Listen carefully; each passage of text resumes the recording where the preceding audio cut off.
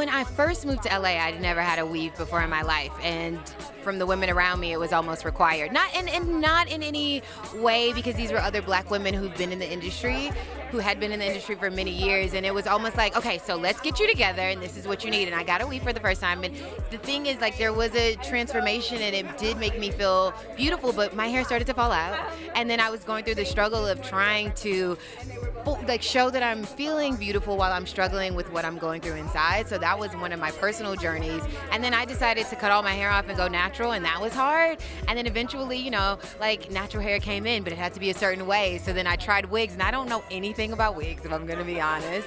So there's been a personal journey that I've had to go through in order to, at some point, just say, like, I like who I am. I can have the moments where I want to wear hair or do a thing, and that's okay too. But I feel most beautiful, like, in my most natural state, and it's important for me to share that. I've been such a stubborn sort of bulldog about my hair from the moment I started doing this work. Because from the moment I started doing this work, people had an issue with my hair. There was always sort of like, what are you going to do with that? Do you have any ideas? And being a woman of color is challenging in this industry and in this world. And I'm determined. And this is why I wanted to be a part of this film. I'm determined for us to rewrite the definition of beauty, because when someone has an issue with my hair, with my natural hair, they're subscribing to a homogenized beauty. Just because that's not what it looks like doesn't mean that that's not beautiful. I want us to embrace each and every one of our styles, our textures, our shades, our lengths, our sizes, all of that, and embrace it and introduce that as the new beauty, because it's beautiful. It's beautiful. So, as a woman in color, I've literally done shows where producers have told me, well, if you're a woman of color who owns a business, the only way to be taken seriously is if you straighten your hair. That was said to me. Do you know what I mean? Like, how do you respond to something like that? Because the truth is, you and I, we are here, human. We chose this vocation. If I chose to have a different vocation, I'd look like this. I'd still look like this. So there's no, that's ridiculous. So that's what's being a woman of color in this industry. So I had locks for 13 years.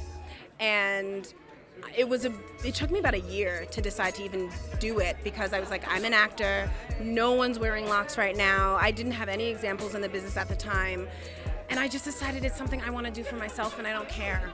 And so I did it, and I would say maybe 8 or 9 years into me having locks, and they were long and down my back, beautiful.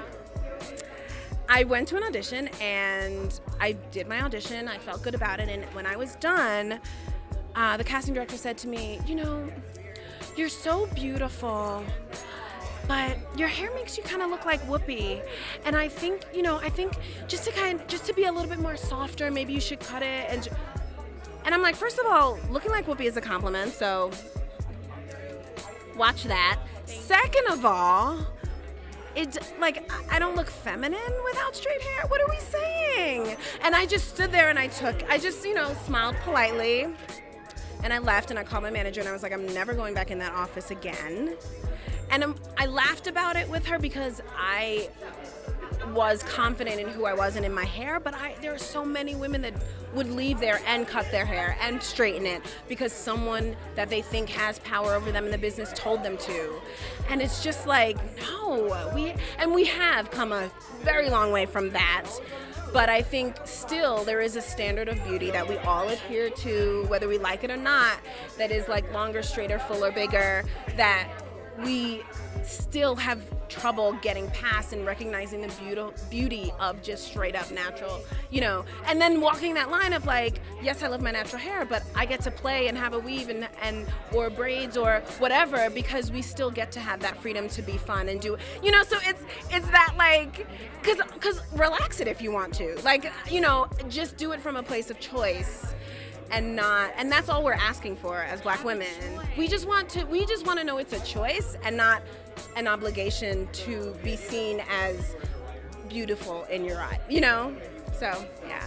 Like, I remember early days acting, I remember just trying to feel like I needed to have a hairstyle that was perceived as more normal. But I've been natural since I was 18, 19. So, you know, and I remember feeling like, or maybe I should do both. Maybe I should have headshots where my hair is natural, and then some other ones where my hair is straight, that people, and then I just started realizing I just need to be me.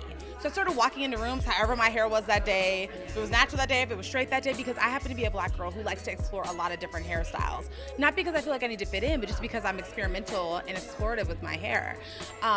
So really it just took me being like, what books jobs, what attracts people is you authentically always being yourself. So once I started doing that, my hair's always been a million different things, so yeah.